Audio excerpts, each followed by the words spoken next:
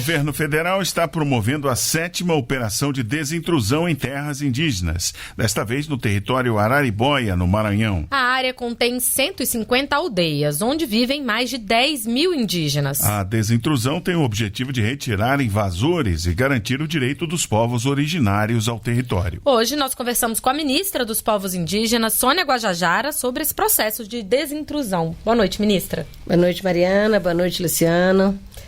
Ministra, vamos começar então explicando aqui para o nosso ouvinte por que foi necessário começar uma operação de desintrusão lá na terra indígena Araribóia. Qual é a situação por lá? Então, essa desintrusão faz parte já de uma decisão judicial do Supremo Tribunal Federal, né, que determinou a desintrusão de invasores de 7 territórios indígenas, né? Nós já começamos lá no Alto Rio Guamá e no Yanomami, que continua ali permanente, né? Estava fora da determinação, mas foi uma operação necessária, todo mundo acompanhou, falamos aqui várias vezes sobre, né, território Yanomami. Trancheira Bacajá e Piteréua no estado do Pará também, Caripuna e Rondônia, e agora estamos em Araribóia. E finalizamos recentemente Munduruku. Né? Araribóia tem uma situação hoje ainda de extração ilegal de madeira, né, em menor quantidade do que quando a gente começou ainda a discutir a necessidade da desintrusão. E a realidade maior hoje é a situação do arrendamento para a criação de gado, né? E no território indígena, os territórios indígenas não têm essa permissão para arrendamento. Então, qualquer gado por meio de arrendamento que está lá dentro está ilegal. E a desintrusão visa combater todas as atividades ilícitas, né, e também abordar, né, e retirar de lá pessoas que são foragidas da justiça, que acabam buscando um território para se esconder, né, buscam refúgio dentro do território, e aí o território indígena não pode ser um refúgio de foragido da justiça, né? E também tem hoje já detectado uma alteração dos marcos, né, onde se demarca os limites desse território. Então, houve já uma constatação pelos indígenas de alteração desses marcos, e a operação visa também localizar onde está essa alteração e se já há alguma propriedade, alguma construção, alguma obra que adentrou a terra indígena. Então, a ideia é a gente retirar invasores e, né, combater todas as atividades ilegais ali dentro. E como é que está sendo realizada a operação? Quais são os órgãos envolvidos? Essa operação é liderada pelo Ministério dos Povos Indígenas e a Casa Civil, mas fazem parte mais de 20 órgãos do governo federal, como o Ministério da Justiça, a FUNAI, o IBAMA, a ABIN, o CECIPAM, né, nesse momento, né, a Polícia Federal e a Força Nacional, e a gente, nesse momento, está ainda no diálogo com as comunidades. Recentemente, tivemos reunião em São Luís com o governador do estado, com o Ministério Público Federal. Tivemos uma reunião agora, no último sábado, na aldeia Jussaral, né, com as organizações indígenas, com as organizações indigenistas parceiras lá no território, com as lideranças indígenas, para a gente poder entender ali também, né, como que as lideranças podem contribuir nesse processo. E dentro do território tem o apoio dos Guardiões da Floresta, que é um grupo, né, de lideranças que atuam ali dentro já de forma permanente, uma vez que moram lá, né, são do território, e eles estão apoiando também ali com as informações para a ABIN, para o CECIPAM, para que a gente possa fazer as abordagens adequadas, né, e de forma que não haja maiores conflitos ou ameaças, né, perseguição para as pessoas que estão colaborando com essa operação. Ministra, agora a ideia é que ao fim da operação não sobre mais nenhum não indígena nesse território, todos sejam retirados, independente de quanto tempo estejam ali? E qual é o prazo para isso acontecer? Não, ali na Araribóia tem uma situação atípica, né, que são os casamentos, né, entre indígenas e não indígenas. Então, tem muitos indígenas que hoje vivem no território, que já casou, que tem filhos, né, constituiu família ali e vivem de forma tranquila, harmônica com os indígenas, né? Mas tem outras situações também de indígenas que casaram aliás, de não indígenas que casaram com indígenas e buscando uma forma de se proteger, de se esconder, que tenham cometido algum crime no passado e tentam ali de alguma forma, né, estar escondido. E essas pessoas serão avaliadas pela sua ficha criminal ou mesmo por alguma informação que ele tenha cometido algum ilícito ou esteja levando ameaça, né, situação de violência, provocando conflitos dentro do território. Então, a gente está com muito cuidado, porque a operação não é para desfazer os casamentos que estão dando certo, né? E a gente observar essas pessoas que estão lá, não só com o intuito de ter uma relação ali conjugal, né? Mas apenas como uma desculpa para estar escondido num lugar protegido, né? Então, essas pessoas, quem vai dizer se ele permanece ou não é a própria ficha dele, né? A ficha criminal dele é que vai determinar, né, se ele permanece ou não. Ministra, de que forma a desintrusão ajuda também na preservação da terra? Olha, quando você faz uma operação como essa, a ideia é você combater a extração ilegal, seja de madeira, seja de minérios, como foi em outros territórios, né? E assim você diminuir o desmatamento, protegendo a mata, né? Protegendo a floresta, protegendo ali o ambiente para os povos indígenas, para o modo de vida e também para a proteção, né, do meio ambiente, considerando toda essa crise climática que nós vivemos. Os territórios indígenas contribuem significativamente para reduzir, né, essas emissões. A exemplo do território Yanomami, pela primeira vez na história nós conseguimos zerar o desmatamento no Yanomami. Eu digo na história desde que a gente começou com a operação, né? Então, agora, dados comprovam que a gente zerou o desmatamento no Yanomami. E, claro, você traz tranquilidade, liberdade para os indígenas produzirem do seu jeito, né? Para que os indígenas possam ter a segurança alimentar, a liberdade e a segurança dentro do seu território. Agora, depois que a desintrusão for concluída, é feito um monitoramento para que quem foi retirado não volte, para que essas pessoas que a senhora mesma mencionou, que podem ser criminosos e tal, não retornem para Sim, a gente tem já um plano, né, no Ministério dos Povos Indígenas de fazer a elaboração ou a implementação do Plano de Gestão Territorial e Ambiental. E aí a gente entra numa outra fase, que é com o MDA, com o MDS, né, com esses ministérios que podem apoiar na produção de alimentos, né, que podem apoiar com essa presença do Estado ali dentro de forma mais frequente, né. Nós estamos agora também organizando para realizar uma audiência pública de combate ao feminicídio dentro do território ou ali no município mais próximos, para a gente discutir também, sabe, essa violência contra as mulheres. Então, né, com a operação a gente abre portas para realizar outras ações e garantir a presença do Estado brasileiro dentro do território. E há outras terras indígenas que precisam passar, então, por esse processo, ministra? Sim, nós temos ainda mais 2, né, com decisão judicial, mas temos aí uma lista de mais 25 que precisam também ter prioridade em ações de desintrusão. A senhora falou da presença do Estado, né, ainda ali, não só na terra indígena, nos municípios, porque são vários os municípios ali que circundam essa terra indígena. Ela tem 450 mil hectares, acho 413 que é isso, né? mil hectares, né, e abrange 6 municípios.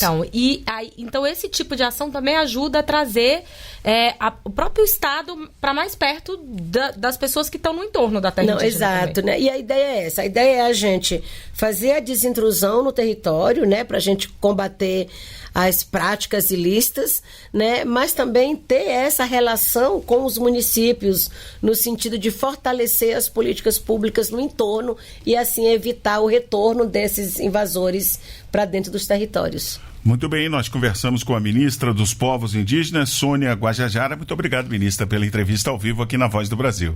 Obrigada. Minuto Ciência.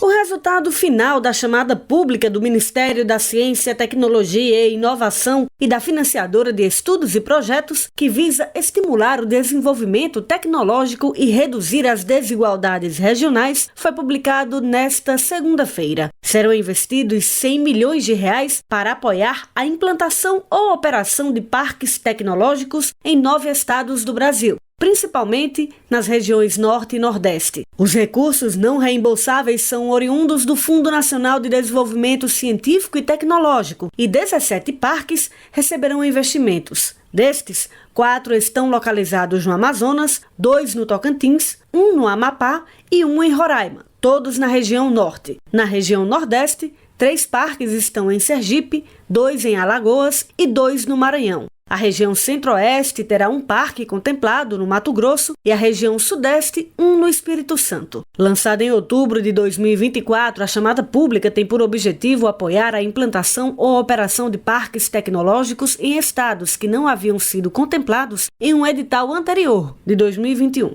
A publicação recebeu o total de 25 propostas, 17 delas foram habilitadas. A ministra da Ciência, Tecnologia e Inovação, Luciana Santos, ressaltou que a pasta tem um compromisso de reduzir as assimetrias regionais do país, além de levar desenvolvimento para todos os brasileiros. Para conferir os detalhes do resultado, acesse o www.gov.br/MCTI. www.gov.br/MCTI. Reportagem Mariana Leite. Minuto Ciência.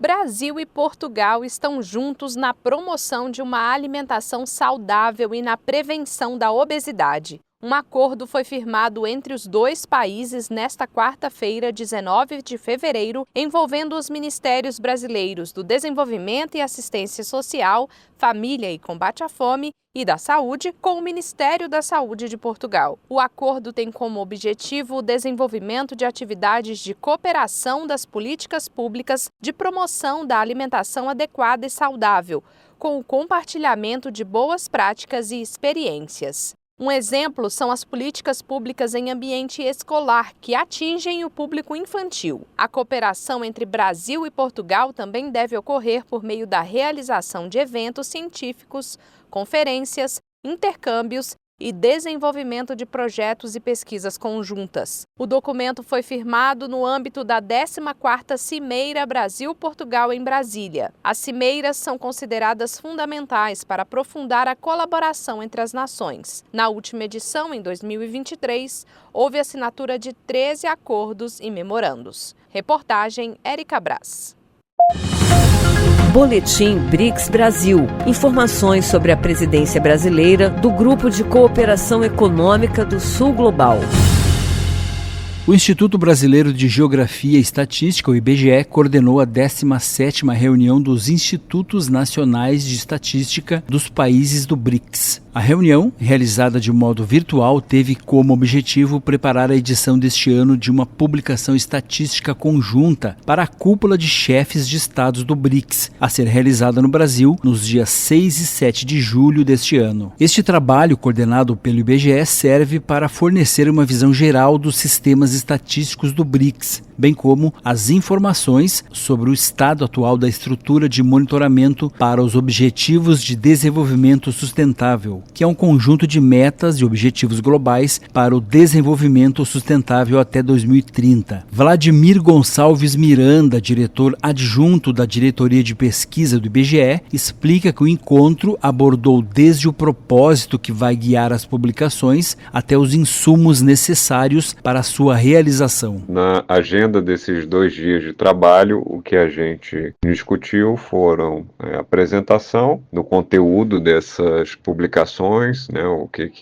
é o escopo das publicações, quais são os insumos necessários para as publicações. A gente também teve uma discussão muito importante sobre o cronograma das atividades, né, para os países receberem as informações e também disponibilizarem para o IBGE os dados que vão ser analisados e compilados para a publicação final. No segundo dia do encontro, o foco foi a definição dos indicadores que integram integrarão as versões, como conta o diretor adjunto Vladimir Gonçalves Miranda. Nós tivemos uma discussão mais detalhada e técnica em relação aos indicadores que vão conter as publicações. Então essas foram as principais atividades realizadas nesses 2 dias. O IBGE, responsável pela coordenação do projeto, segue agora com a análise e organização dos dados fornecidos pelos países do BRICS. Participaram da reunião representantes dos Institutos Nacionais de Estatística da África do Sul, China, Egito, Etiópia, Índia, Indonésia, Irã, Rússia, além do Brasil. Com informações do BRICS, Leandro Molina. Boletim BRICS Brasil, uma parceria da Presidência Brasileira do BRICS com a agência Rádio Gov. Para mais informações, acesse brics.br. Caixa Notícias. A Caixa inicia nesta quinta-feira, dia 20, o pagamento do Bolsa Família e Auxílio Gás referente ao mês de fevereiro para os beneficiários com o número de identificação social ONIS terminado em 4. Os pagamentos são realizados preferencialmente na poupança Caixa ou conta Caixa Tem. Com a conta Caixa Tem, os beneficiários podem pagar contas e fazer transferências diretamente pelo aplicativo no celular. O benefício também pode ser movimentado com o cartão de débito da conta em comércios, unidades lotéricas, correspondentes Caixa Aqui, terminais de autoatendimento e agências da Caixa. Além disso, é possível realizar saques sem cartão nos terminais de autoatendimento e unidades lotéricas, utilizando a identificação biométrica previamente cadastrada em uma agência da Caixa. No aplicativo Bolsa Família, é possível acompanhar as informações do benefício, além de receber atualizações e novidades sobre o programa. Para baixar os aplicativos Caixa Tem e Bolsa Família, basta acessar a loja de aplicativos do seu smartphone. É gratuito. Direto do Planalto. Saiba mais sobre as ações do governo. Os presidentes do Brasil, Luiz Inácio Lula da Silva, e de Portugal, Marcelo Rebelo Souza, celebraram nesta terça-feira o Prêmio Camões de 2024, dedicado à escritora mineira Adélia Prado. A poeta, professora, filósofa, romancista e contista foi representada pelo filho Eugênio Prado, que recebeu a premiação das mãos dos 2 presidentes. Para o presidente Lula, Adélia Prado superou barreiras em um campo dominado por homens, inspirando outras mulheres, e agradeceu à autora por ensinar a pensar, sentir e sonhar.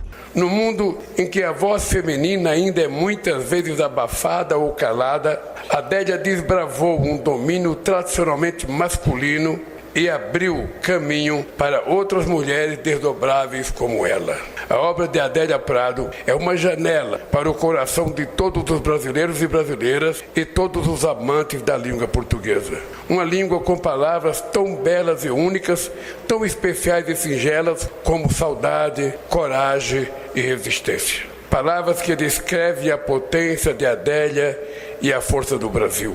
Parabéns, querida Adélia, e obrigado por ter nos ensinado a pensar, a sentir e a sonhar. Muito obrigado. O Prêmio Camões, criado em 1988, é atribuído a autores de língua portuguesa que tenham contribuído para o enriquecimento do patrimônio literário e cultural do idioma. Entre os 35 vencedores do prêmio estão 14 brasileiros, 14 portugueses, 3 moçambicanos, 2 cabo-verdianos, 1 angolano e 1 luso-angolano. O prêmio é concedido por meio de subsídio da Fundação Biblioteca Nacional, entidade vinculada ao Ministério da Cultura brasileiro, e pelo Ministério da Cultura português, através da Direção-Geral do Livro, dos Arquivos e das Bibliotecas. O presidente de Portugal, Marcelo Rebelo Souza, celebrou a dimensão universal e a conexão entre brasileiros e portugueses. Como este prémio mostra a importância da língua portuguesa, como língua universal. Como universais somos brasileiros e portugueses, portugueses e universais. Somos assim, sempre, no passado, no presente, no futuro. O discurso lido por Eugênio Prado ao receber o prêmio em nome da mãe foi redigido por Adélia, que não pôde comparecer ao evento por questões de saúde. No discurso, afirmou ser um dia de muita alegria e que o reconhecimento com o prêmio é uma celebração à poesia mineira e brasileira e serve como um tributo à herança linguística e cultural.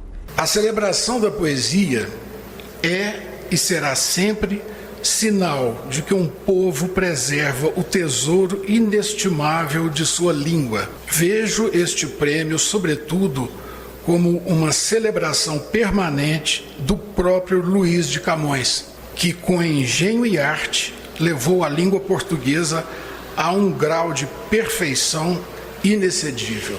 Em todas as edições do prêmio, o júri é composto por 2 portugueses, 2 brasileiros e 2 representantes das demais nações da comunidade dos países de língua portuguesa: Angola, Guiné-Bissau, Cabo Verde, Moçambique, Timor-Leste e São Tomé e Príncipe. O mandato para os jurados é de 2 anos.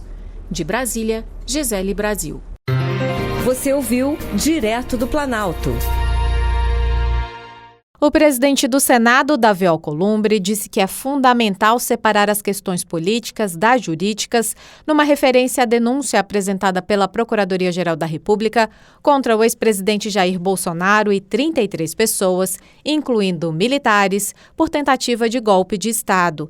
Alcolumbre afirmou que caberá agora ao Supremo Tribunal Federal se manifestar sobre o assunto e declarou que os investigados terão um amplo direito de defesa e ao contraditório. Separar as questões políticas das questões jurídicas é fundamental. O que nós tivemos pela Procuradoria-Geral da República foi uma denúncia que está sendo tratada no âmbito do Poder Judiciário e do Ministério Público Federal, das autoridades competentes em relação a esse processamento dessa questão jurídica, desse imbróglio, e acho que nós podemos muito bem separar o que é questão política, o que é questão institucional, do que é questão jurídica. O senador Flávio Bolsonaro, do PL do Rio de Janeiro, minimizou a denúncia da PGR e voltou a criticar a conduta do ministro do STF, Alexandre de Moraes. Uma denúncia completamente absurda, um grande circo que foi feito. Foi um copia e cola do que o Cid colocou no papel nas suas transdelações, né? Porque o que ele fez não foi delação, foi uma coação para ele botar no papel o que os seus acusadores queriam. E eu fico muito triste, né, pelo Cid, né, por ele ter sido ali forçado a fazer isso. Obviamente não foi algo que ele botou no papel de forma voluntária. Ele próprio disse que nunca usou a palavra golpe, e a palavra golpe a todo momento aparece em relatório nos inquéritos da Polícia Federal. Já o senador Humberto Costa, do PT de Pernambuco, avalia que as votações no Congresso Nacional não deverão ficar comprometidas com os desdobramentos da apresentação da denúncia contra Bolsonaro. Na verdade, isso é uma questão que está feita à Justiça. Obviamente que aqui nós vamos ter debates, enfrentamentos, discussões, porque afinal de contas essa aqui é uma casa política, mas eu não vejo por que razão isso de alguma maneira, de alguma forma, possa comprometer o processo legislativo aqui. Até porque nós não temos nem governo, nem a base do governo aqui no parlamento, condição de interferir nos procedimentos que a Justiça vai adotar e está adotando. O presidente do Senado declarou ainda que a proposta de uma anistia para todos os envolvidos com os atos do 8 de janeiro não é um assunto dos brasileiros, numa referência ao compromisso de votar projetos de interesse do país. Aliados de Bolsonaro se articulam para aprovar esse perdão na Câmara dos Deputados. Da Rádio Senado, Érica Christian. Aprovado pelo plenário, o projeto permite que os restos a pagar dos orçamentos de 2019 a 2024 sejam liberados até o ano que vem. Os chamados RAPs são recursos destinados a obras e a projetos majoritariamente dos estados e municípios que estavam reservados, mas não foram efetivamente repassados por problemas técnicos, como falta de licitação ou de projeto de execução. Nesse caso, o dinheiro reservado para esses fins fica nos cofres públicos. O autor, senador Randolfo Rodrigues, do PT do Amapá, explicou que a proposta não compromete as contas públicas e que os repasses são em parcelas. Não são recursos novos. O que são restos a pagar? São recursos que já foram empenhados de obras que já estão em curso, sendo executadas. Ou seja, não está se falando de uma despesa nova. Empenho já é a previsão de despesa incorporada no orçamento da União. Então não estamos falando de novas despesas. Estamos falando de despesas que já foram empenhadas. Então, sem impacto fiscal nenhum, além do mais, é para ser executado ao longo do tempo. O relator, senador Carlos Portinho, do PL do Rio de Janeiro, destacou que o projeto deixa claro que os repasses só poderão ser feitos para obras regularizadas. O presidente Lula não fez o decreto, fizemos por projeto legislativo para recuperar esse recurso para que ele seja investido na cidade com o propósito e o bom propósito que ele tem. Obras que estão irregulares, lógico que não entram nesses recursos e vão continuar suspensos. O presidente do Senado, Davi Alcolumbre, destacou que o projeto vai permitir a retomada de diversas obras inacabadas em todo o país. Porque se nós não tivermos essa prorrogação desses RAPs, de uma obra, como disse, de um hospital, que foi liberado a primeira parcela, que a obra começou e que teve o restante do recurso cancelado, nós vamos transformar naquele próximo relatório do Tribunal de Contas da União, não um país com 7.000 obras paralisadas e com bilhões de reais investidos sem retornar para a sociedade. Nós teremos um novo relatório com mais outras 7.000 obras inacabadas. Eu tenho convicção que nós estamos fazendo o que é certo. O dinheiro que será liberado para a conclusão de diversas obras chega a 4 bilhões e 700 milhões de reais. Um relatório do Tribunal de Contas da União revela a existência de 7.000 obras paralisadas em todo o país. Aprovado pelo Senado, o projeto segue para a Câmara dos Deputados. Da Rádio Senado, Érica Christian. A líder da bancada feminina, senadora Leila Barros, do PDT do Distrito Federal, afirmou que em reunião do grupo feita nesta quarta-feira, as integrantes manifestaram intenção de buscar a votação de seus projetos e uma atuação mais forte para não terem suas iniciativas restritas ao mês de março. Março é o mês das mulheres, é um mês simbólico, mas a bancada agora está decidida. A gente não quer só tratar de pautas femininas apenas para o mês de março. O ano inteiro nós temos parlamentares aqui com grandes iniciativas, com bons trabalhos apresentados para a casa e que precisam ser deliberados, seja na CCJ, seja na casa, na CDH. Nós vamos trabalhar como liderança dentro das reuniões de líderes para que o trabalho da senadora seja valorizado e também apreciado nas comissões como também em plenário. A senadora também afirmou que as negociações que vinham sendo feitas para garantir uma estrutura física de funcionamento para o bloco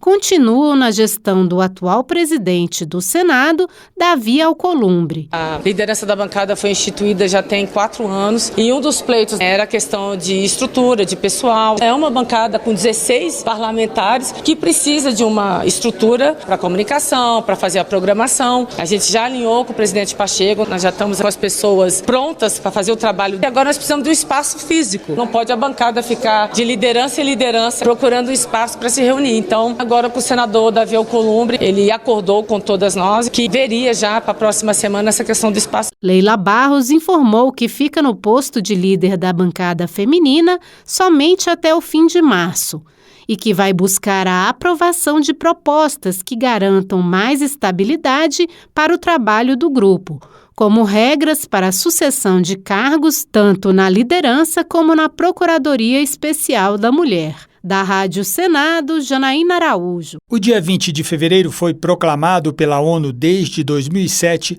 como Dia Mundial da Justiça Social, com o objetivo de difundir em todo o mundo a importância da promoção de políticas e ações que respondam a questões como a pobreza, o desemprego, a desigualdade, os direitos humanos e a exclusão social. Para o senador Paulo Paim, do PT do Rio Grande do Sul, a data deve servir como uma convocação para que todos assumam a sua parcela de compromisso.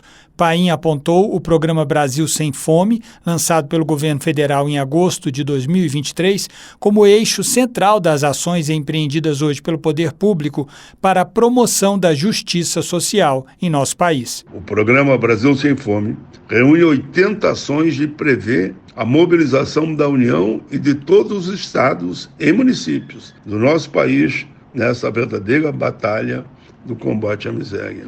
O governo pretende tirar o Brasil do mapa da fome até 2030 e reduzir a menos de 5% o percentual de domicílios em situação de insegurança alimentar. Com o Bolsa Família, o programa já atende 20,5 milhões de famílias, o que equivale a 55 milhões de pessoas. O senador Paulo Paim apresentou um projeto, atualmente em análise na Comissão de Assuntos Sociais, definindo a linha oficial da pobreza e determinando que as políticas públicas de erradicação da pobreza contenham metas nacionais e regionais para a redução do número de famílias e pessoas vivendo abaixo desse patamar. O Brasil reafirma seu compromisso com a construção de um futuro mais justo, sustentável, inclusivo, demonstrando que é possível a construção de um mundo melhor para todos. O projeto do senador Paulo Paim já foi aprovado pela Comissão de Assuntos Econômicos e aguarda análise na Comissão de Assuntos Sociais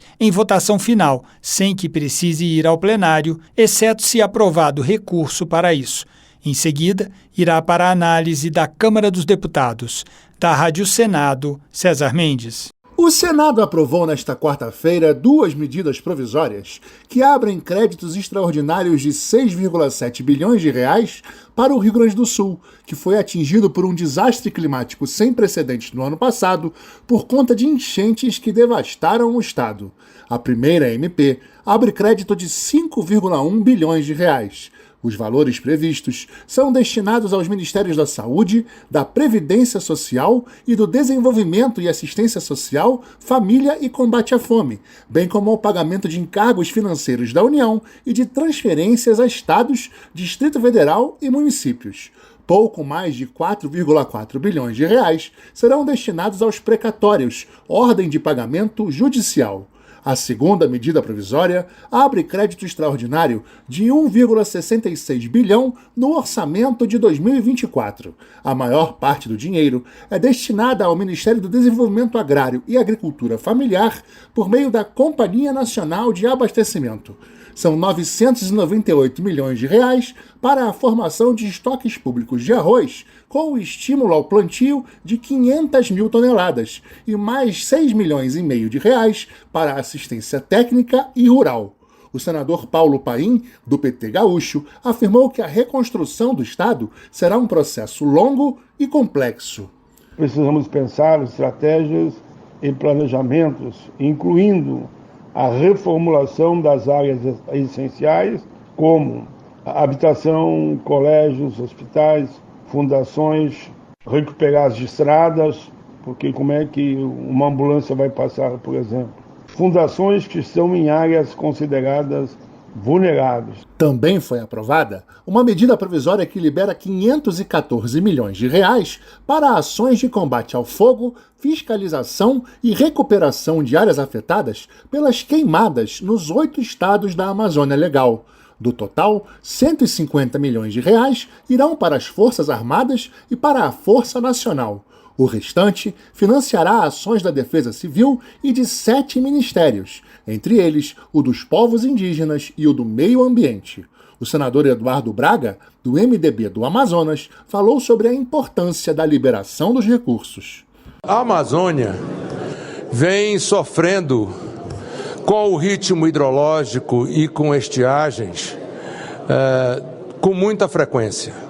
2024 tivemos uma estiagem mais severa do que 2023. E, obviamente, que o governo federal, sensível ao que o povo da Amazônia vinha sofrendo, elaborou essa medida provisória que está sendo, nesse momento, discutida. As medidas provisórias seguem agora para a promulgação. Da Rádio Senado, Pedro Pincer. O senador Nelsinho Trade, do PSD de Mato Grosso do Sul, que já havia presidido a Comissão de Relações Exteriores no biênio 2019-2020, foi escolhido nesta quarta-feira o novo presidente do colegiado. Eleito por aclamação, Nelsinho Trade agradeceu a confiança depositada em sua indicação pelo presidente do Senado, Davi Alcolumbre, do União do Amapá, e disse que conta com a ajuda dos senadores mais experientes da comissão para conseguir dar o melhor encaminhamento possível aos temas sobre os quais o colegiado vai se debruçar. Nós estamos num instante em que as pautas de comércio global estão dominando os debates, as discussões. A cada declaração que os Estados Unidos dão para o mundo afora tem repercussões na questão comercial. Além disso, nós temos também uma pauta muito importante, que é procurar avançar cada vez mais a questões do Mercosul e, contando com a contribuição de colegas experientes que temos dentro da comissão, nós vamos poder produzir o máximo possível. A senadora Tereza Cristina, do Progressistas de Mato Grosso do Sul,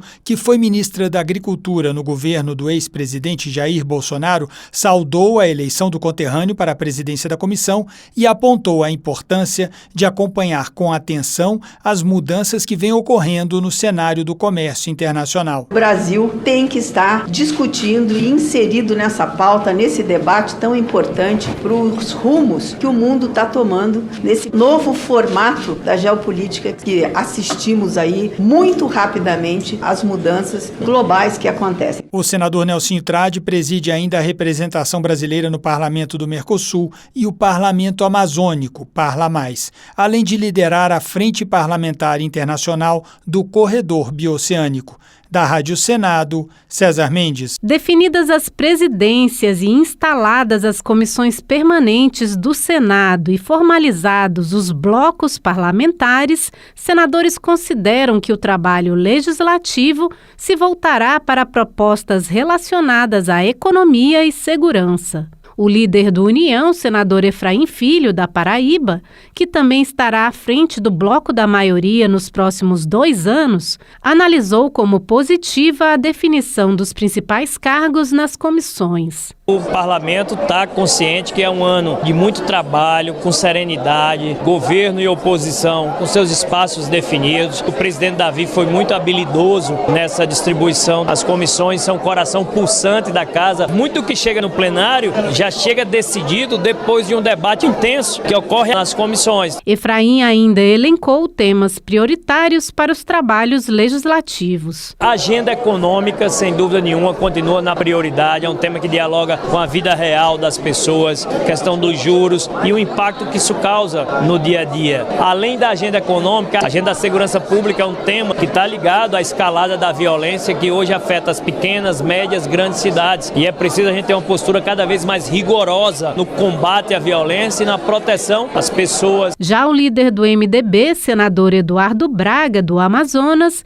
comemorou a formação do bloco da maioria, composto por seu partido, União, Podemos e PSDB, além de reforçar o elo entre as prioridades do Senado e da sociedade. O povo brasileiro precisa de uma economia que possa crescer, mas ao mesmo tempo que tenha justiça com relação à inflação, preços dos alimentos, que nós possamos garantir, portanto, poder aquisitivo para ter uma qualidade de vida. A questão da segurança pública precisa ser o foco do Congresso Nacional, do Poder Executivo, porque o povo não aguenta mais viver num país com tanta violência, com tantas pessoas morrendo por crimes bárbaros. Eduardo Braga afirmou também confiar na habilidade do presidente do Senado, Davi Alcolumbre, para definir a votação do orçamento até 27 de fevereiro. Da Rádio Senado, Janaína Araújo. A senadora professora Dorinha Seabra, do União do Tocantins, foi eleita presidente da Comissão de Desenvolvimento Regional e Turismo para o biênio 2025-2026. Já a função de vice-presidente ficará a cargo do senador Jorge Seife, do PL de Santa Catarina. Professora Dorinha tem uma longa trajetória dedicada à educação e ao serviço público. Foi secretária de Educação e Cultura no estado do Tocantins por mais de uma década e cumpriu 3 mandatos como deputada federal antes de ser eleita senadora em 2023.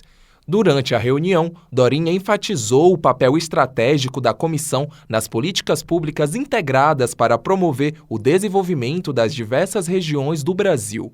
A senadora ainda destacou o papel dos fundos constitucionais, previstos para este ano no crescimento econômico e social do país. Criados pela Constituição de 1988, os fundos têm como objetivo promover a redução das desigualdades regionais por meio do financiamento. Essa comissão tem o potencial de trabalhar de maneira articulada na construção de políticas públicas que levem ao desenvolvimento regional. Temos a previsão dos fundos constitucionais que podem e devem fazer muito pelo país. A nova presidente da comissão também apontou como prioridade o enfrentamento das desigualdades sociais e regionais. Para a senadora, é fundamental compreender as diferenças entre as regiões do Brasil e, ao mesmo tempo, valorizar os potenciais econômicos e sociais de cada uma para construir um país mais integrado e justo. Um dos maiores desafios que eu enxergo é a redução das desigualdades, a busca do equilíbrio de um país tão diverso, tão extenso. A nossa tarefa é buscar enxergar o Brasil do jeito que ele é, com a sua desigualdade, com as suas diferenças, mas ao mesmo tempo com os potenciais que nós temos. Com 34 integrantes, sendo 17 titulares e 17 suplentes, a comissão discute questões ligadas a desigualdades regionais, políticas de desenvolvimento regional, integração e políticas de incentivo ao turismo. Sob a supervisão de Samara Sadek, da Rádio Senado, Paulo Barreiro. Ex-medalhista olímpica, a senadora Leila Barros, do PDT do Distrito Federal, foi eleita presidente da Comissão de Esporte. Ela afirmou que o colegiado vai tratar de incentivos para atletas de alto rendimento que representam o Brasil em competições internacionais, desde a formação até o treinamento.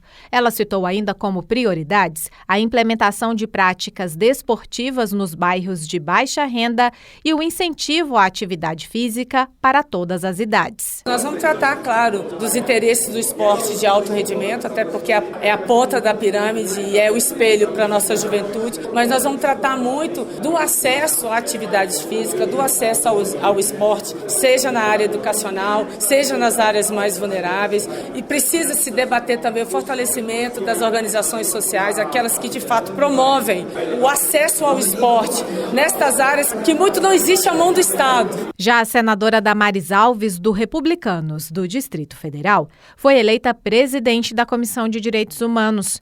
Ela antecipou que todos os mais de 300 projetos que estão no colegiado serão votados, porque nenhum assunto será ignorado. Damares Alves reforçou que vai priorizar todos os temas que tratem de garantir direitos, o que pode incluir a chamada pauta de costumes. Confundem direitos com costumes. Se direito da mulher ser protegida de um estupro é costume, então essa é uma pauta de costume? Ou é uma pauta de segurança? Ou é uma pauta de direito? Então, as pessoas confundem muito. O que vou fazer nessa comissão? Nenhum direito vai ser negligenciado e não vamos aceitar nenhum retrocesso.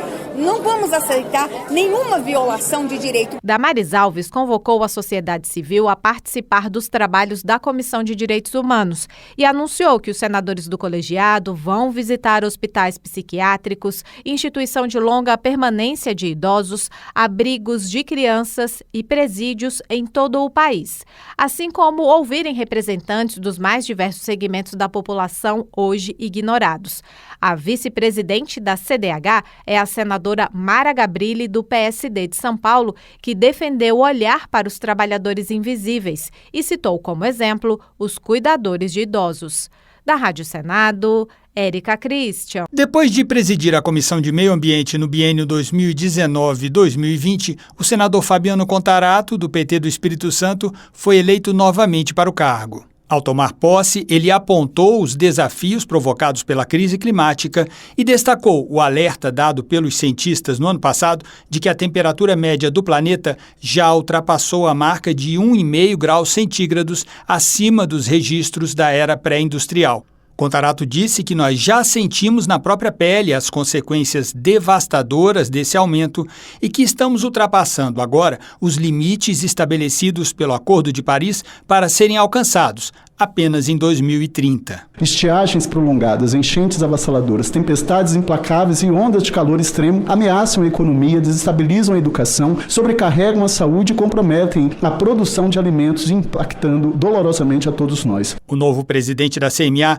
disse que, diante desse cenário, é imperativo aprimorar a legislação ambiental, fortalecer os órgãos ambientais do país, ampliar investimentos em soluções sustentáveis que respeitem a natureza e o bem-estar social, intensificar ações de educação ambiental e estabelecer acordos mais ambiciosos para a redução das emissões de gases do efeito estufa que provocam o aquecimento global. Ele defendeu ainda proteger as populações mais vulneráveis aos efeitos das mudanças do clima. Fabiano Contarato destacou a oportunidade histórica do Brasil sediar a COP30, a Conferência do Clima das Nações Unidas, em novembro, na cidade de Belém, no Pará. A comissão está totalmente comprometida em contribuir para que a conferência seja um marco indelével na luta global contra mudanças climáticas. A senadora Leila Barros, do PDT do Distrito Federal, que presidiu a Comissão de Meio Ambiente no último biênio, foi eleita agora vice-presidente da Rádio Senado, César Mendes. Em reunião nesta quarta-feira, os senadores da Comissão de Educação escolheram a senadora Tereza Leitão, do PT de Pernambuco,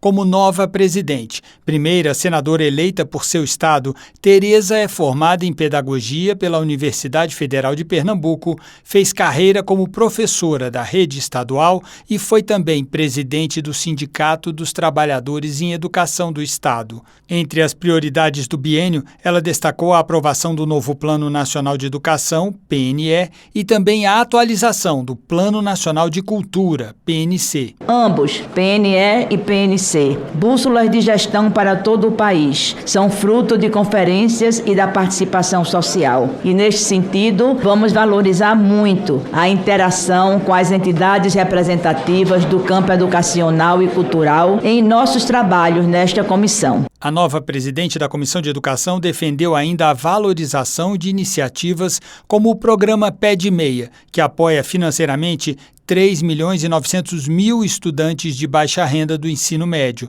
Ela falou do desafio de melhorar as instituições e os cursos de educação superior, da importância de uma educação para um planeta sustentável diante do contexto dos extremos climáticos e do combate à disseminação de conteúdos falsos e de discursos de ódio no país.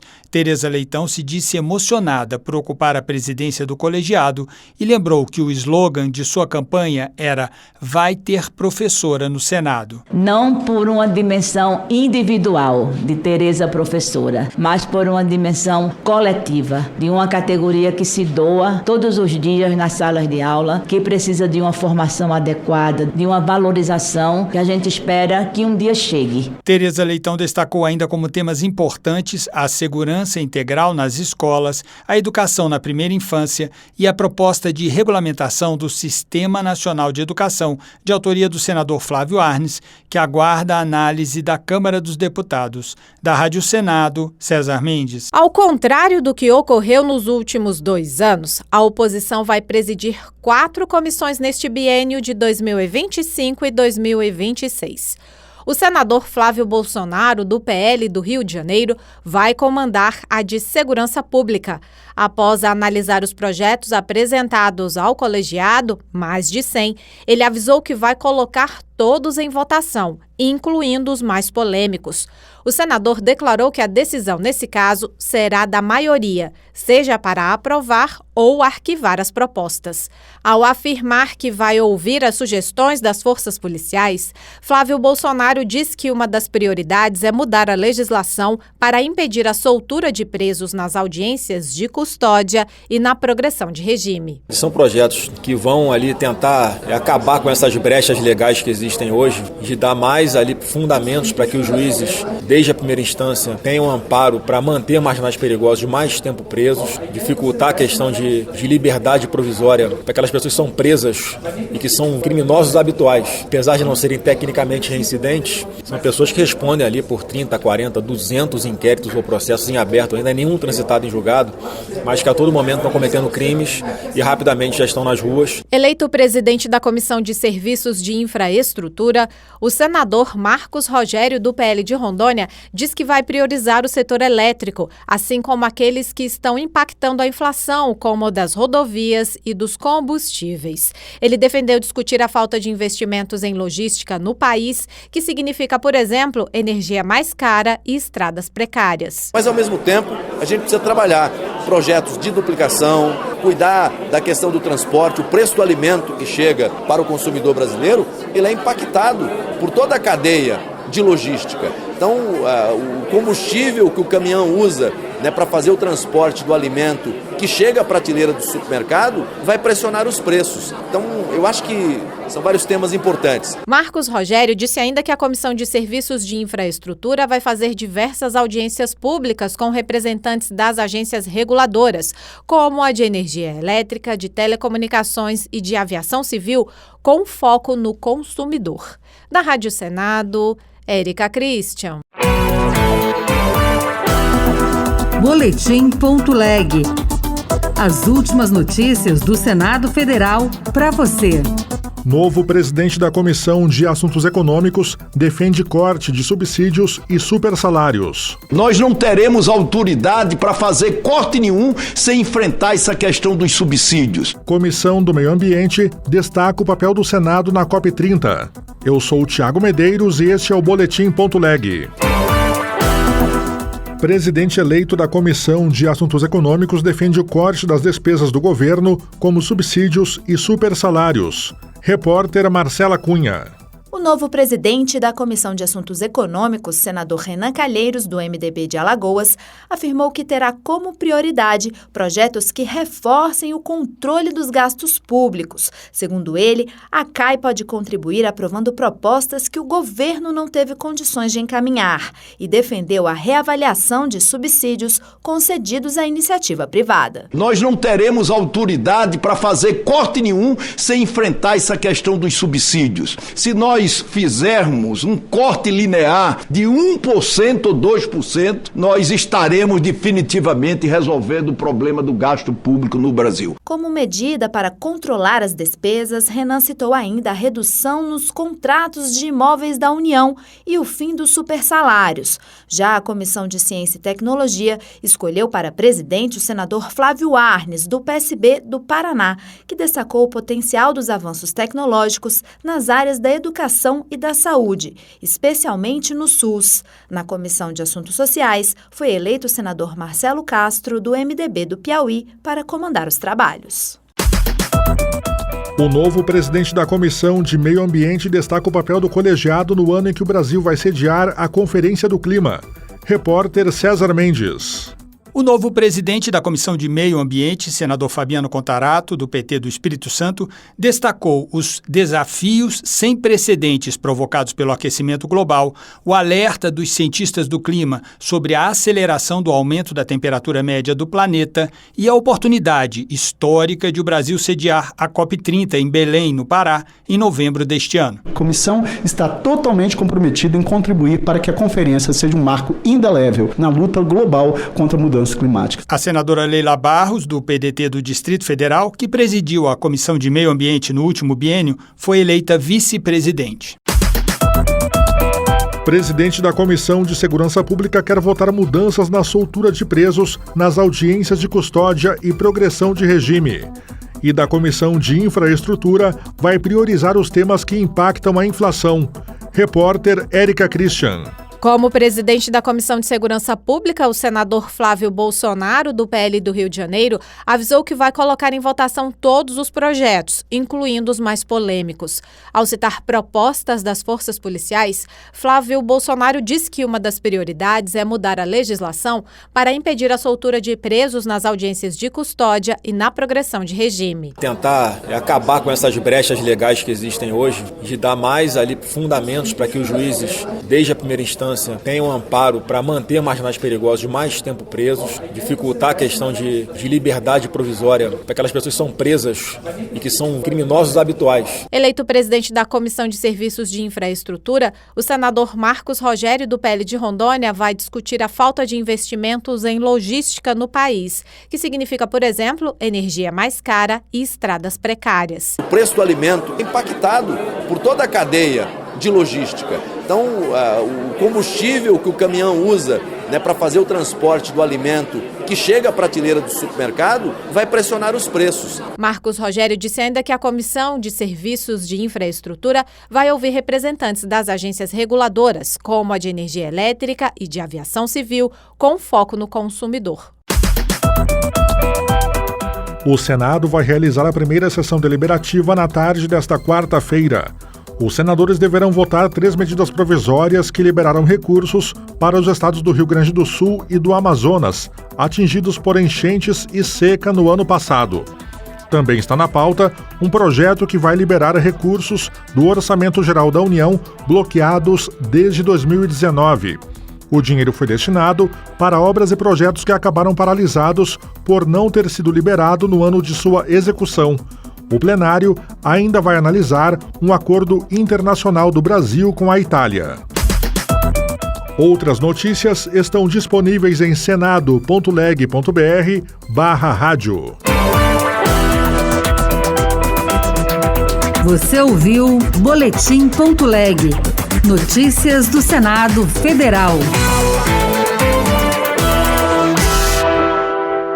Diante do presidente do Senado, Davi Alcolumbre, que comandou a Comissão de Constituição e Justiça nos últimos 2 anos, o presidente eleito da CCJ para o biênio 2025-2026, senador Otto Alencar, do PSD da Bahia, anunciou uma modificação.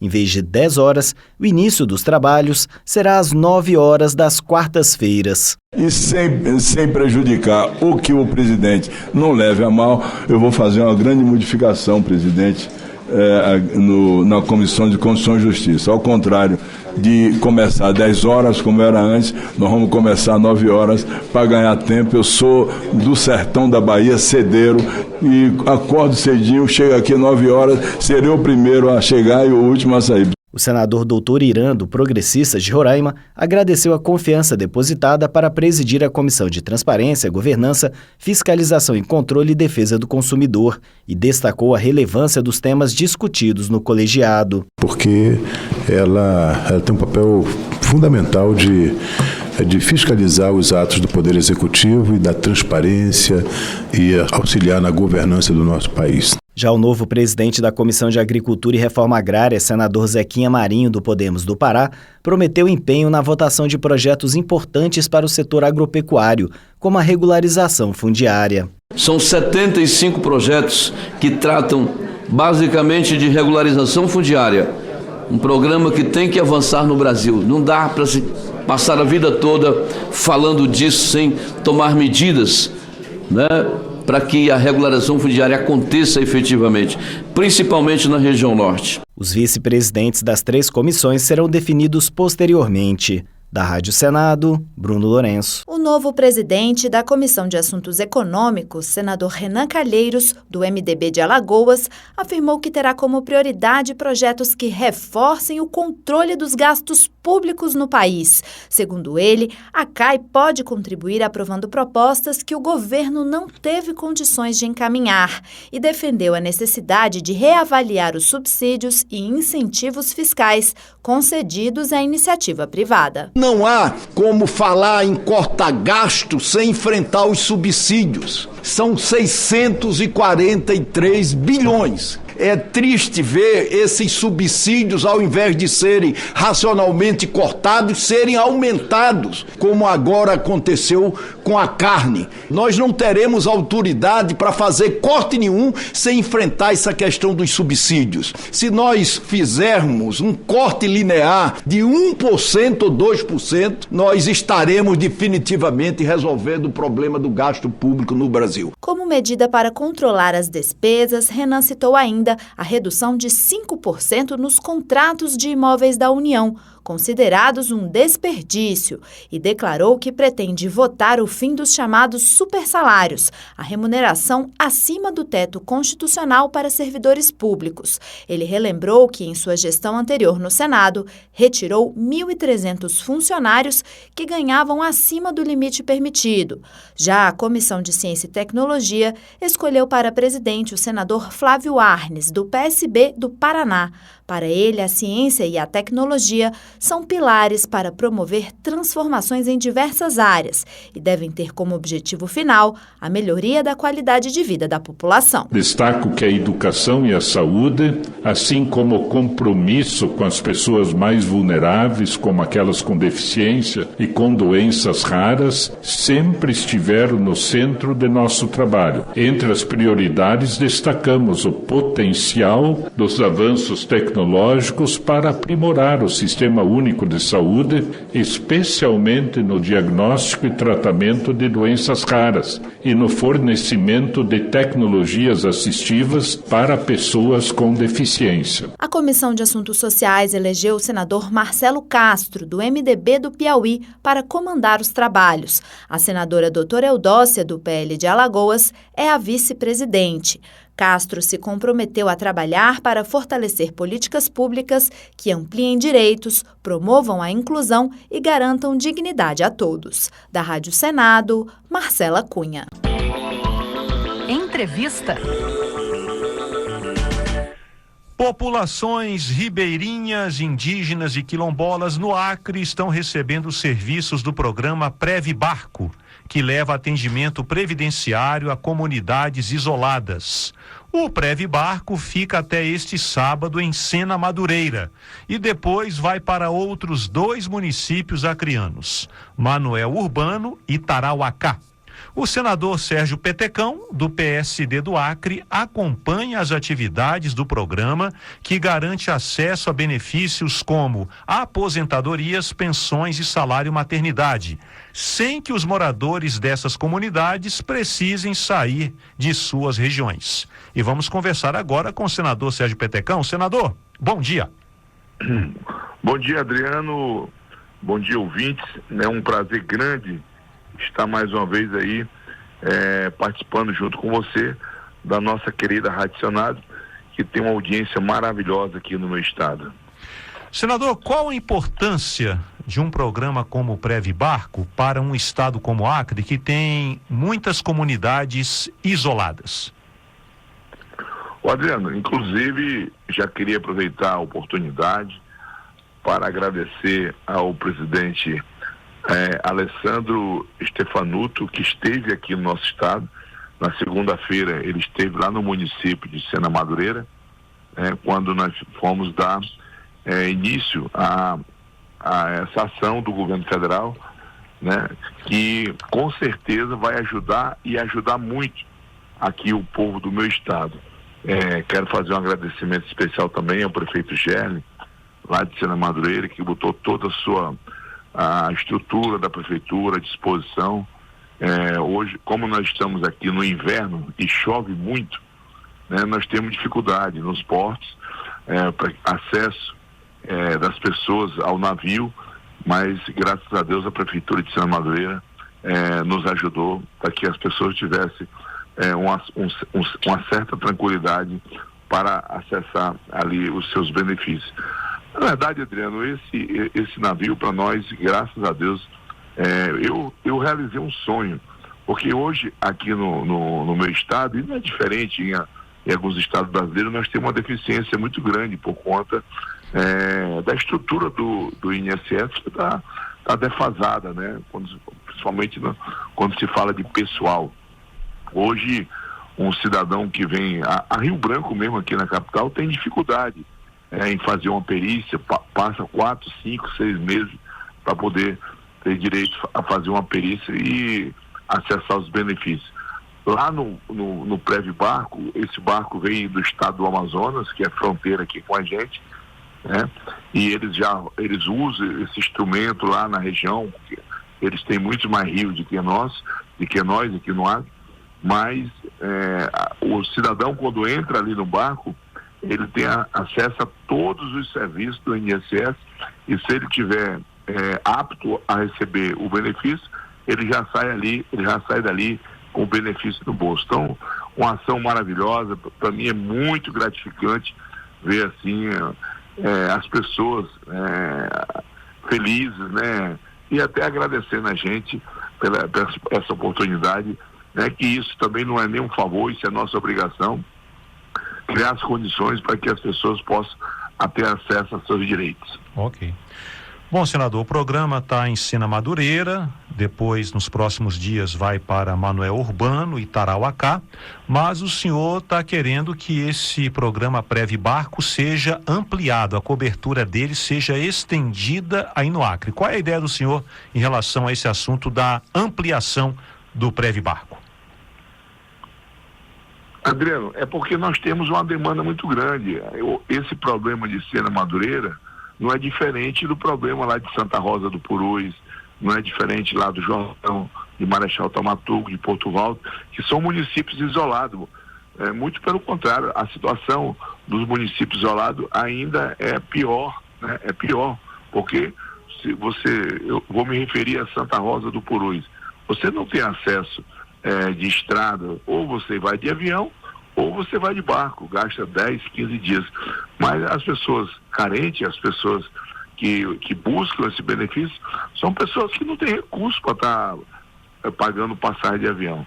Então nós já entramos com requerimento, e o presidente Stefanuto, graças a Deus que ele esteve presente, para ele ver a necessidade das pessoas, para que ele pudesse presenciar a felicidade das pessoas, né? Uma coisa que parece tão simples, né? Você ter acesso ao seu direito, mas não é simples. Aqui na região amazônica, aqui no meu estado, aqui no Acre, não é simples. É muito difícil para que as pessoas possam acessar os serviços do INSS. E nós entramos com requerimento, e se Deus quiser, nós vamos, ano que vem, nós vamos estar atendendo o município de Santa Rosa e a região do Juruá, que é Cruzeiro do Sul, Porto Valdo e Marechal Thaumaturgo. Esse é um sonho meu, e se Deus quiser, nós vamos realizar. Senador Sérgio Petecão, muito obrigado aqui pela entrevista, ter atendido ao nosso convite. Bom dia para o senhor. Bom dia, Adriano. Eu quero agradecer mais uma vez essa oportunidade que você me dá. E olha, essas pessoas que estão ouvindo, que estão nos seringais, que estão aí nos ramais, né, que estão ouvindo agora o programa, como você tem uma audiência maravilhosa, eu quero aproveitar a oportunidade que se dirija, né, ao barco lá em Sena Madureira, o pessoal da região de Sena Madureira, o pessoal da região de Tarauacá. O barco já está também atendendo em Tarauacá. Agora, em Manoel Urbano, só daqui mais uma semaninha ele vai estar em Manoel Urbano. Então, você que está ligado aí no rádio, fica atento. Você que não foi ainda buscar seu benefício, vá lá, leve sua documentação e tomara que dê tudo certo. Do mais, agradecer de coração aí a minha querida Rádio Senado, que presta um serviço social muito grande aqui na nossa região. Obrigado, viu, Adriano? Muito obrigado.